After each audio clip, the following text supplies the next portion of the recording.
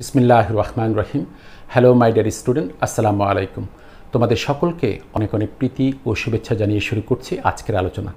আমার আজকের আলোচনায় থাকছে রসায়ন প্রথম পত্র অধ্যায় 4 রাসায়নিক পরিবর্তনের একটি গুরুত্বপূর্ণ প্রশ্ন। প্রশ্নটি হলো কেপি ও কেসি এর মধ্যে সম্পর্ক স্থাপন করো। আসো আমরা কেপি ও কেসির মধ্যে কিভাবে সম্পর্ক স্থাপন করতে হয় সে বিষয়টি জানতে চেষ্টা করি। আমি এখন তোমাদেরকে বোর্ডে নিয়ে যাচ্ছি। দেখো আমি প্রশ্নটা লিখে রেখেছি। কেপি এবং কেসি এর মধ্যে সম্পর্ক স্থাপন করো। তোমাদেরকে একটা কথা বলি, রসায়ন প্রথম পত্র অধ্যায় 4 রাসায়নিক পরিবর্তন, এটা হচ্ছে পার্ট বি, লেকচার 3। ইতিমধ্যে আমি তোমাদেরকে বলেছি যে অধ্যায় 4-এর 4টা ভাগ রয়েছে। প্রথম ভাগটিকে আমি পার্ট এ দ্বারা সূচিত করেছি এবং সেটার লেকচারগুলো শেষ করেছি, 9টা লেকচার লেগেছে। এখন আমি পার্ট বিতে আছি। এই পার্ট বিতে হচ্ছে কেপি কেসি নিয়ে আলোচনা। তো এই পার্ট বি এর লেকচার 1, লেকচার 2, এখন আজকে আমি লেকচার 3তে আছি। দেখো পার্ট বি লেকচার 3। এই লেকচার 3তে আমি আলোচনা করছি কেপি এবং কেসির মধ্যে সম্পর্ক স্থাপন করো। আসো আমরা এই প্রশ্নটি জানতে চেষ্টা করি। উত্তর শুরু করলাম আমি লিখব এরকম, কেপি ও কেসির মধ্যে, দেখো কেপি এবং কেসি এর মধ্যে, কেপি এবং কেসি এর মধ্যে সম্পর্ক স্থাপনের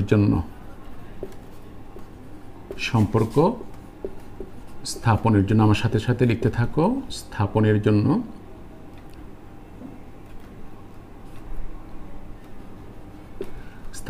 জন্য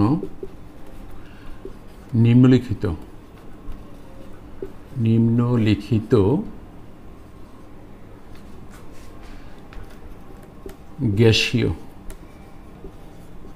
গ্যাসীয় উভমুখী বিক্রিয়াটি বিবেচনা করি।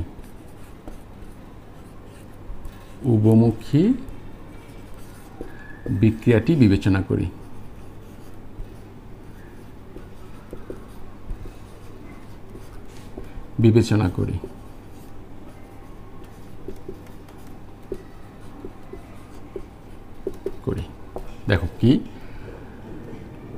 স্মল এ ক্যাপিটাল এ এটা gas, plus small B capital B এটাও gas, plus dot dot dot মানে আরও বিক্রিয়ক আছে, উভমুখী চিহ্ন, তারপরে small L capital L plus small M capital M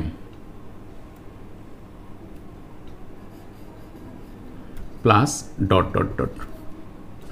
অবশ্য আমি এখানে গ্যাস যে এটা লিখিনি, গ্যাসের বিষয়টা লিখে ফেলি, স্মল এল ক্যাপিটাল এল এটাও gas, plus small M capital M gas, plus dot dot dot.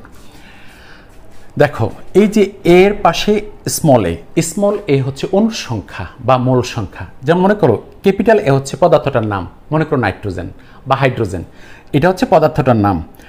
আর পাশে যে সংখ্যাটা আছে এ, এটা হচ্ছে অণুর সংখ্যা। যেমন 2 অণু নাইট্রোজেন, এর মান স্মল এর মান যদি 2 হয় তাহলে মানে 2 অণু, আর ক্যাপিটাল এ মনে করো হাইড্রোজেন, তাহলে 2 অণু হাইড্রোজেনকে বুঝাবে। অর্থাৎ ফাইনাল কথা হচ্ছে ক্যাপিটাল এ হচ্ছে পদার্থটির নাম, স্মল এ হচ্ছে অণুর সংখ্যা। বাস এমনিভাবে ক্যাপিটাল বি হচ্ছে পদার্থের নাম, স্মল বি হচ্ছে অণুর সংখ্যা। এমনিভাবে ক্যাপিটাল এল পদার্থের নাম আর স্মল এল হচ্ছে তার অণুর সংখ্যা। এমনিভাবে ক্যাপিটাল এম পদার্থের নাম আর স্মল এম হচ্ছে তার অণুর সংখ্যা। ব্যাস। এখন দেখো আমি কি লিখছি,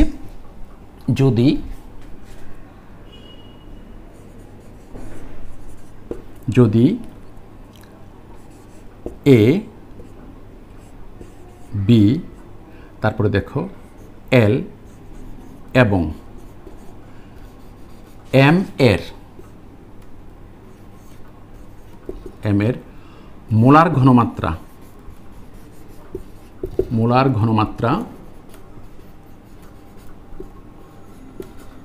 ঘনমাত্রা ও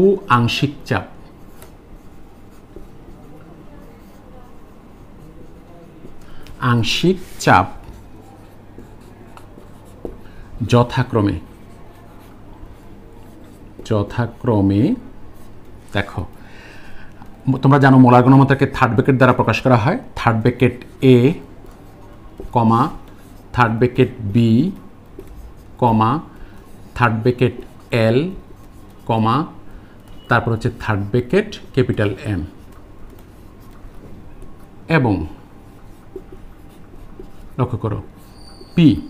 আংশিক চাপকে পি দ্বারা প্রকাশ করা হবে। যার আংশিক চাপ যেমন আমি প্রথমে এর আংশিক চাপ লিখবো, এই জন্য পি এ কমা এরপর দেখো পি এই জায়গায় হবে পিবি মানে হচ্ছে বি এর আংশিক চাপ কমা তারপর হচ্ছে পি এল এটা হচ্ছে এল এর আংশিক চাপ, তারপরে হচ্ছে পি এম এটা হচ্ছে এম এর আংশিক চাপ।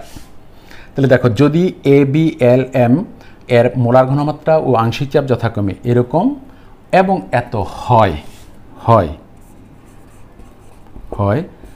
তবে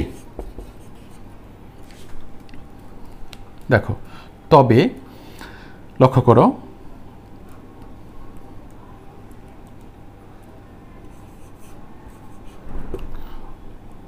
ভরক্রিয়া, তবে তার ভরক্রিয়া সূত্র লিখতে হবে না, তবে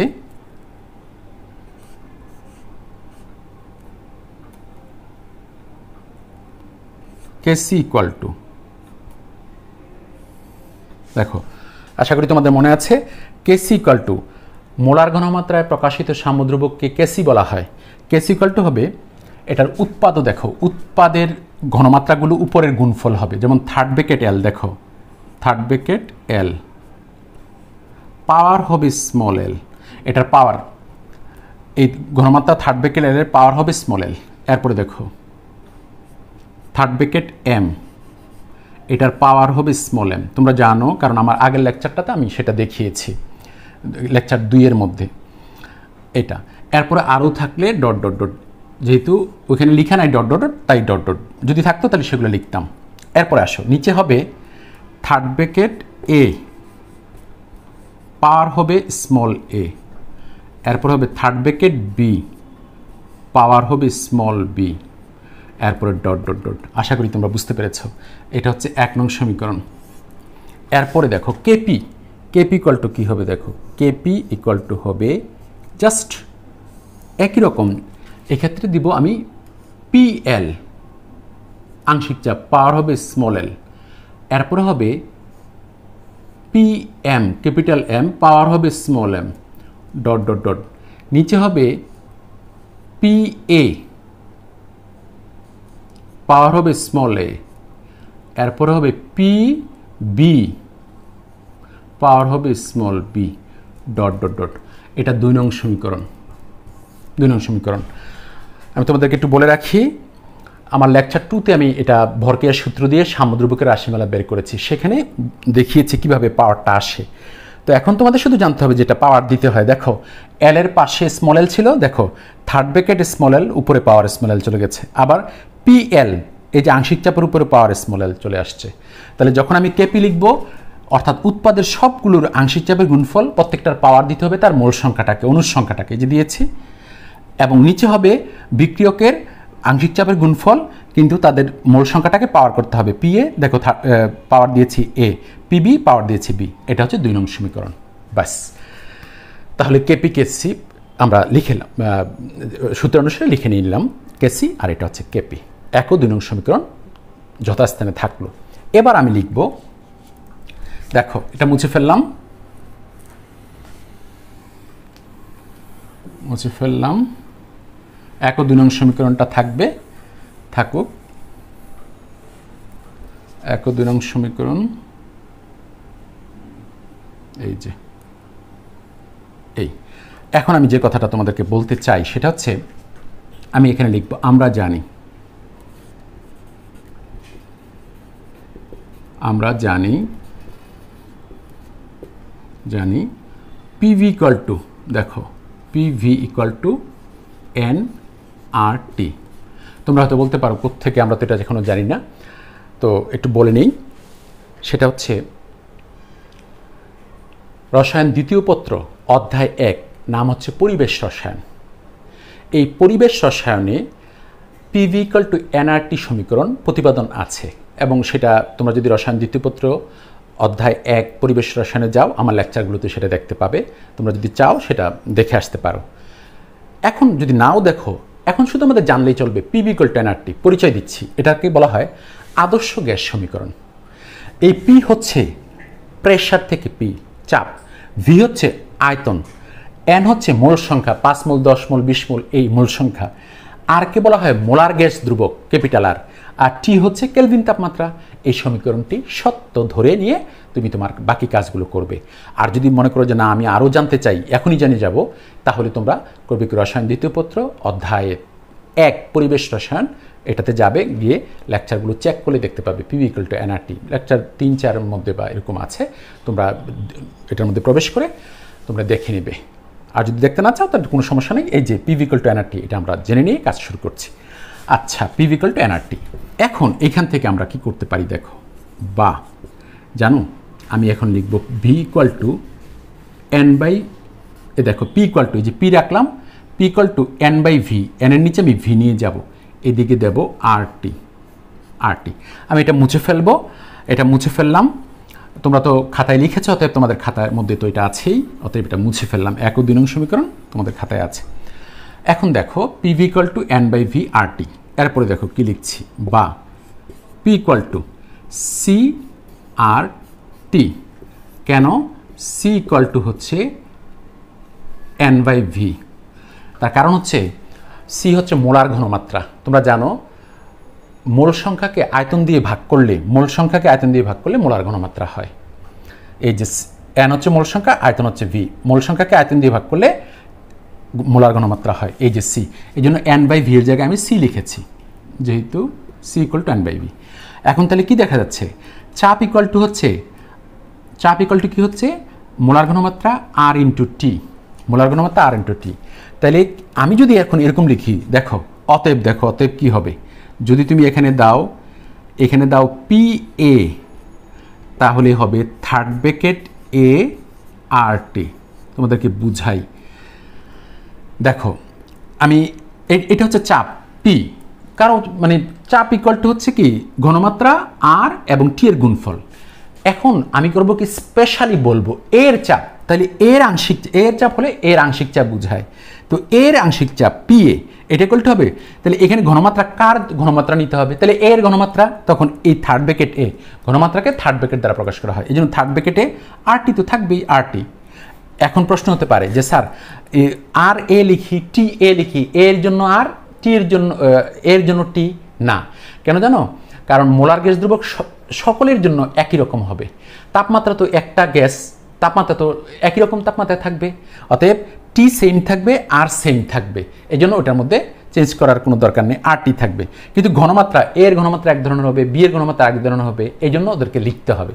তাহলে পি এ ইকুয়াল টু আমরা এটা লিখবো, এরপরে দেখো পি ভি ইকুয়াল টু কি লিখবো, দেখো পি ভি ইকুয়াল টু লিখবো থার্ড ব্র্যাকেট বি, এরপরে হবে আর টি, এরপরে হবে দেখো পি এল, কারণ যেহেতু এল ছিল এই জায়গায় হবে থার্ড ব্র্যাকেট এল, তারপরে হবে আর টি, এবং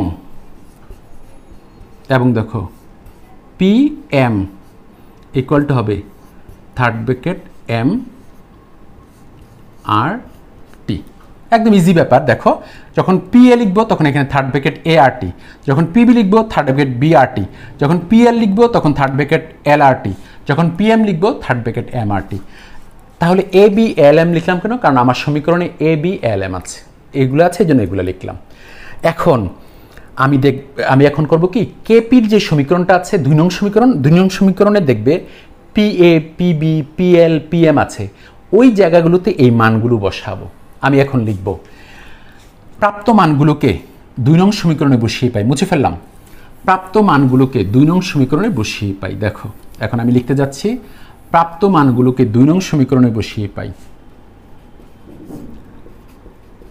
প্রাপ্ত মানগুলোকে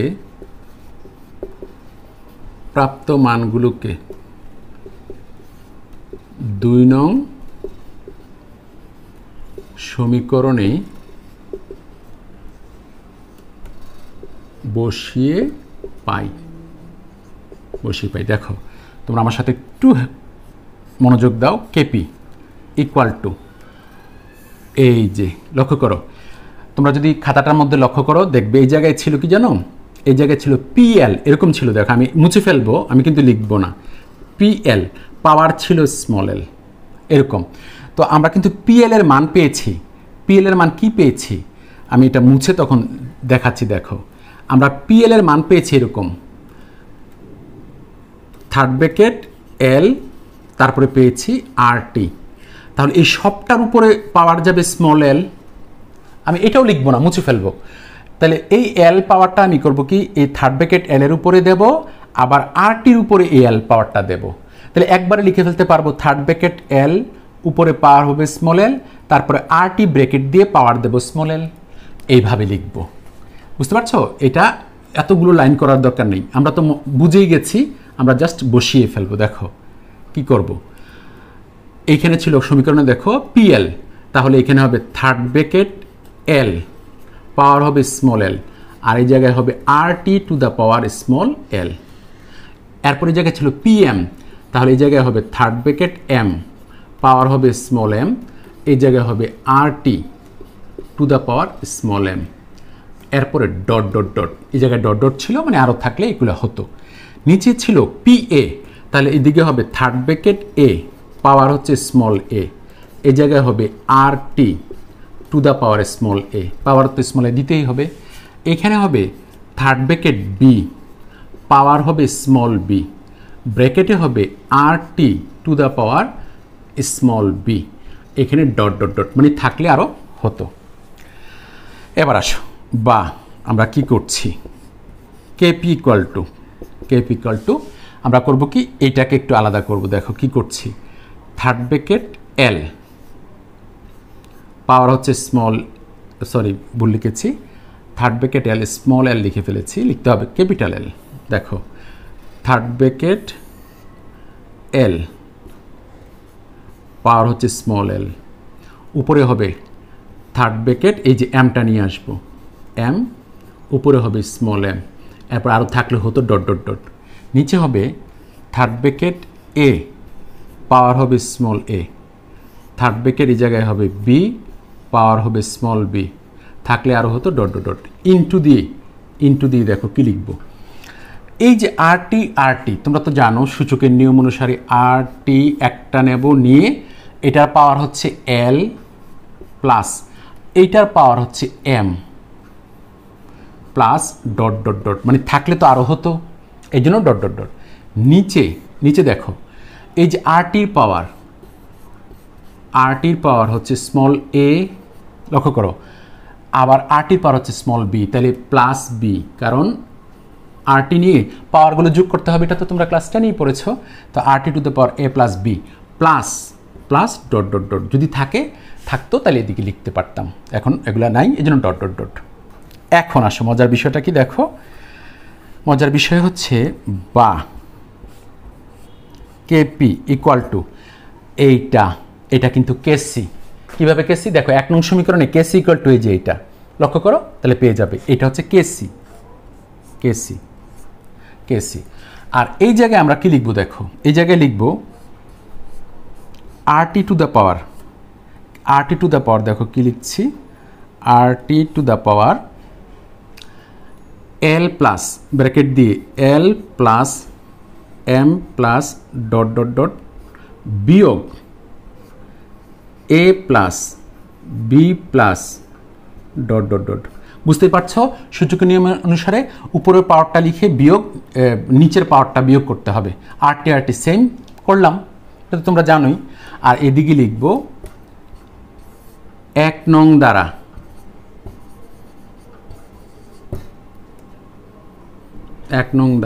কেন 1 নং দ্বারা, এই যে এটার জায়গায় যে কেসি লিখেছো এটা ওই 1 নং এর মধ্যে আছে, এটা বোঝানোর জন্য। তাহলে KP equal to KC R T to the power L plus M plus dot dot dot minus A plus B plus dot dot dot.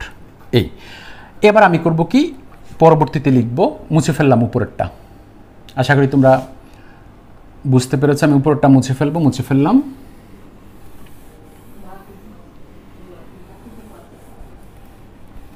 দেখো কি করছি, এই যে এখন আমি কি করছি, বা বা দিয়ে তোমরা নিচে লিখে যাবে, আমি উপরে লিখছি কেপি ইকুয়াল টু দেখো কেসি RT to the power N2 minus N1। এখানে লিখব N1 ইকুয়াল টু হচ্ছে এই যে N1 ইকুয়াল টু হচ্ছে A plus B plus dot dot dot, N2 equal to হচ্ছে L plus M plus dot dot dot. মানে এই A plus B plus C মানে বিক্রিয়কের অনুসংখ্যার সমষ্টিটাকে ধরেছি N1, আর উৎপাদের L plus M plus dot dot dot এইটাকে ধরেছি N2, এই যে N2 মাইনাস N1। এরপর দেখো কি লিখছি, এটা ধরেছি কেপি ইকুয়াল টু কেসি, এখানে হবে RT টু দ্য পাওয়ার, এখানে হচ্ছে ডেল এন। তাহলে ডেল এন ইকুয়াল টু কি, দেখো ডেল্টা এন ইকুয়াল টু হচ্ছে N2 মাইনাস N1। দেখো N2 মাইনাস N1, ব্যাস হয়ে গেল ইহাই নির্ণয় সম্পর্ক। আমরা একটু লিখে দেব ডেল্টা এন ইকুয়াল টু উৎপাদের অণুর সংখ্যার সমষ্টি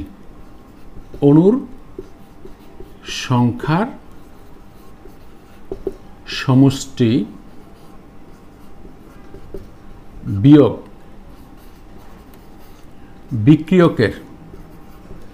বিক্রিয়কের অণুর সংখ্যার সমষ্টি।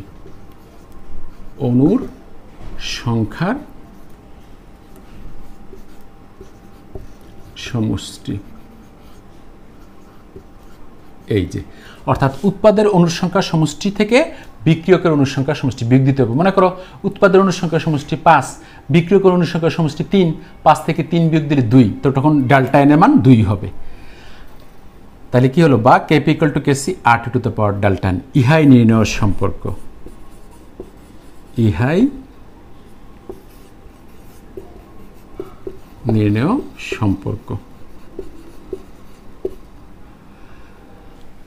আলহামদুলিল্লাহ, আশা করি তোমরা বুঝতে পেরেছ।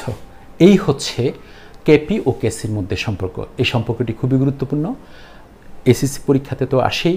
তাছাড়া এই সম্পর্কের উপর ভিত্তি করে কতগুলো কন্ডিশন আছে, সেই কন্ডিশনগুলো আমরা নেক্সট ক্লাসে আলোচনা করব। তাছাড়া অঙ্ক করতে এই সমীকরণটি কাজে লাগবে।